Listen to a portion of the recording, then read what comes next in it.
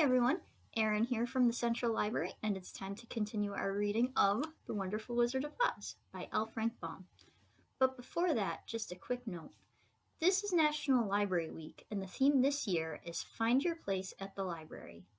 Obviously, current circumstances mean you can't go to the actual library building for a while, but by recording these read-alouds, I hope I've provided a place for you to unwind and take a break and just enjoy a good story.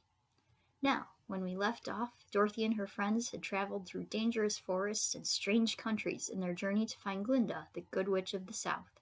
So, if everyone's ready, nice and relaxed and sitting comfortably, let's read on and see if Dorothy is able to get back to the place where she belongs.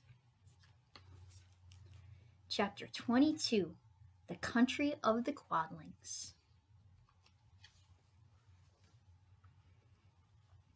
The four travelers passed through the rest of the forest in safety, and when they came out from its gloom, saw before them a steep hill covered from top to bottom with great pieces of rock. "That will be a hard climb," said the Scarecrow, "but we must get over the hill nevertheless." So he led the way, and the others followed. They had nearly reached the first rock when they heard a rough voice cry out, "Keep back!" "Who are you?" asked the Scarecrow. Then a head showed itself over the rock, and the same voice said, "This hill belongs to us, and we don't allow anyone to cross it." "But we must cross it," said the Scarecrow. "We're going to the country of the Quadlings." "But you shall not," replied the voice. And there stepped from behind the rock the strangest man the travelers had ever seen. He was quite short and stout, and had a big head, which was flat at the top and supported by a thick neck full of wrinkles. But he had no arms at all, and seeing this, the Scarecrow did not fear that so helpless a creature could prevent them from climbing the hill. So he said, "I'm sorry not to do as you wish, but we must pass over your hill whether you like it or not." And he walked boldly forward. As quick as lightning, the man's head shot forward, and his neck stretched out until the top of his head, where it was flat, struck the Scarecrow in the middle and sent him tumbling over and over down the hill. Almost as quickly as it came, the head went back to the body, and the man laughed harshly as he said, "It isn't as easy as you think."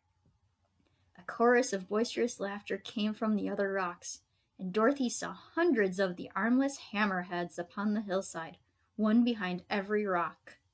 The lion became quite angry at the laughter caused by the Scarecrow's mishap, and giving a loud roar that echoed like thunder, he dashed up the hill. Again a head shot swiftly out, and the great lion went rolling down the hill as if he had been struck by a cannonball. Dorothy ran down and helped the Scarecrow to his feet, and the lion came up to her, feeling rather bruised and sore, and said, "It is useless to fight people with shooting heads. No one can withstand them." "What can we do, then?" she asked. "Call the winged monkeys," suggested the Tin Woodman. "You still have the right to command them once more." "Very well," she answered, and, putting the golden cap on her head, she uttered the magic words. The monkeys were as prompt as ever, and in a few moments the entire band stood before her.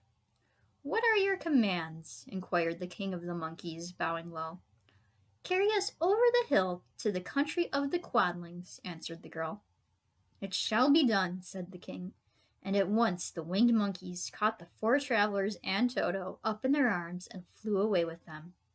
As they passed over the hill, the hammerheads yelled with vexation and shot their heads high in the air, but they could not reach the winged monkeys, which carried Dorothy and her comrades safely over the hill and set them down in the beautiful country of the Quadlings. "This is the last time you can summon us," said the leader to Dorothy. "So goodbye, and good luck to you." "Goodbye, and thank you very much," returned the girl, and the monkeys rose into the air and were out of sight in a twinkling. The country of the Quadlings seemed rich and happy. There was field upon field of ripening grain, with well-paved roads running between, and pretty rippling brooks with stone bridges across them. The fences and houses and bridges were all painted bright red, just as they had been painted yellow in the country of the Winkies, and blue in the country of the Munchkins. The Quadlings themselves, who were short and fat and looked chubby and good-natured, were dressed all in red, which showed bright against the green grass and the yellowing grain. The monkeys had set them down near a farmhouse, and the 4 travelers walked up to it and knocked at the door. It was opened by the farmer's wife, and when Dorothy asked for something to eat, the woman gave them all a good dinner with 3 kinds of cake and 4 kinds of cookies, and a bowl of milk for Toto. "How far is it to the castle of Glinda?" asked the child. "It is not a great way," answered the farmer's wife. "Take the road to the south, and you will soon reach it." Thanking the good woman, they started afresh and walked by the fields and across the pretty bridges, until they saw before them a very beautiful castle. Before the gates were 3 young girls dressed in handsome red uniforms trimmed with gold braid, and as Dorothy approached, one of them said to her, "Why have you come to the South Country?" "To see the good witch who rules here," she answered. "Will you take me to her?" "Let me have your name, and I will ask Glinda if she will receive you." They told who they were, and the girl soldier went into the castle. After a few moments, she came back to say that Dorothy and the others were to be admitted at once. Chapter 23. Glinda the Good Witch Grants Dorothy's Wish. Before they went to see Glinda, however, they were taken to a room of the castle, where Dorothy washed her face and combed her hair, and the lion shook the dust out of his mane, and the scarecrow patted himself into his best shape, and the woodman polished his tin and oiled his joints. When they were all quite presentable, they followed the soldier girl into a big room, where the witch Glinda sat upon a throne of rubies. She was both beautiful and young to their eyes. Her hair was a rich red in color and fell in flowing ringlets over her shoulders. Her dress was pure white, but her eyes were blue, and they looked kindly upon the little girl. "What can I do for you, my child?" she asked. Dorothy told the witch all her story, how the cyclone had brought her to the land of Oz, how she had found her companions, and of the wonderful adventures they had met with. "My greatest wish now," she added, "is to get back to Kansas, for Aunt Em will surely think something dreadful has happened to me, and that will make her put on mourning, and unless the crops are better this year than they were last, I am sure Uncle Henry cannot afford it." Glinda leaned forward and kissed the sweet, upturned face of the loving little girl. "Bless your dear heart," she said. "I am sure I can tell you of a way to get back to Kansas." Then she added, "But if I do, you must give me the golden cap." "Willingly!" exclaimed Dorothy. "Indeed, it is of no use to me now, and when you have it, you can command the winged monkeys 3 times." "And I think I shall need their service just those 3 times," answered Glinda, smiling. Dorothy then gave her the golden cap, and the witch said to the scarecrow, "What will you do when Dorothy has left us?" "I will return to the Emerald City," he replied, "for Oz has made me its ruler, and the people like me. The only thing that worries me is how to cross the Hill of the Hammerheads." "By means of the golden cap, I shall command the winged monkeys to carry you to the gates of the Emerald City," said Glinda, "for it would be a shame to deprive the people of so wonderful a ruler." "Am I really wonderful?" asked the scarecrow. "You are unusual," replied Glinda. Turning to the Tin Woodman, she asked, "What will become of you when Dorothy leaves this country?" He leaned on his axe and thought a moment. Then he said, "The Winkies were very kind to me and wanted me to rule over them after the Wicked Witch died. I am fond of the Winkies, and if I could get back again to the country of the West, I should like nothing better than to rule over them forever." "My second command to the winged monkeys," said Glinda, "will be that they carry you safely to the land of the Winkies.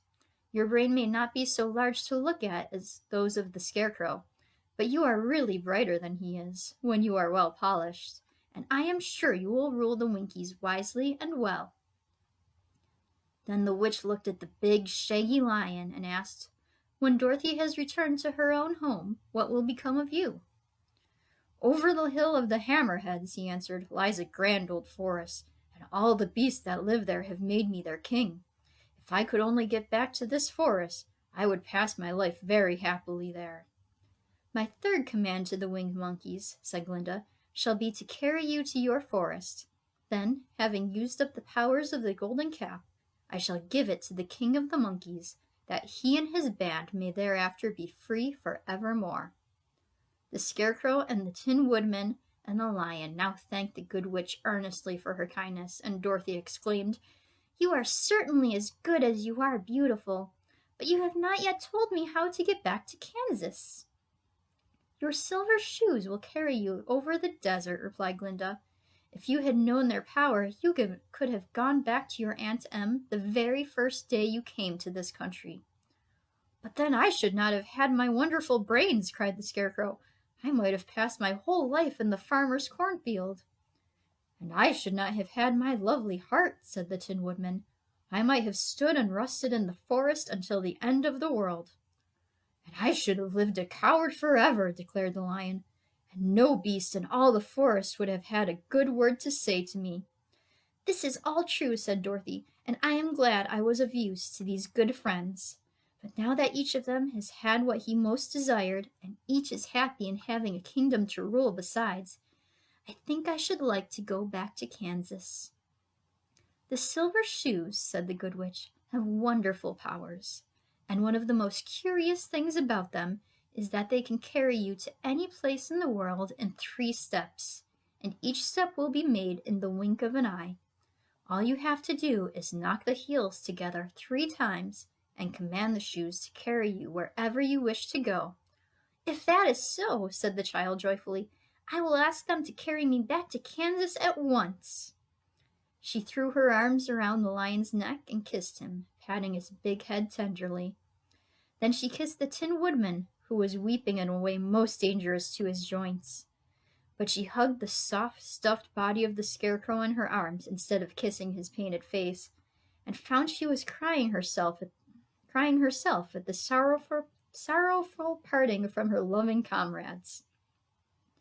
Glinda the Good stepped down from her ruby throne to give the little girl a goodbye kiss, and Dorothy thanked her for all the kindness she had shown to her friends and herself.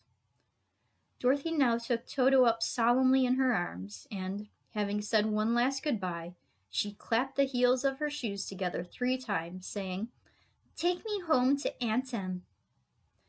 Instantly she was whirling through the air, so swiftly that all she could see or feel was the wind whistling past her ears. The silver shoes took but 3 steps, and then she stopped so suddenly that she rolled over upon the grass several times before she knew where she was. At length, however, she sat up and looked about her. "Good gracious!" she cried. For she was sitting on the broad Kansas prairie, and just before her was the new farmhouse Uncle Henry built after the cyclone had carried away the old one. Uncle Henry was milking the cows in the barnyard, and Toto had jumped out of her arms and was running toward the barn, barking furiously. Dorothy stood up and found she was in her stocking feet, for the silver shoes had fallen off in her flight through the air and were lost forever in the desert. Chapter 24. Home Again. Aunt Em had just come out of the house to water the cabbages when she looked up and saw Dorothy running toward her. "My darling child!" she cried, folding the little girl in her arms and covering her face with kisses. "Where in the world did you come from?" "From the land of Oz," said Dorothy gravely, "and here is Toto, too. And oh, Aunt Em, I'm so glad to be at home again." The end. So I hope everyone enjoyed our read-along of The Wonderful Wizard of Oz, and we'll start up a new story soon. If you haven't already, there's another post on Facebook where you can find a link to go vote on which book we're going to do next. The choices are Treasure Island, The Secret Garden, and Peter Pan. So if you have a preference, make sure you go and vote. Thanks everyone, and have a good rest of your day.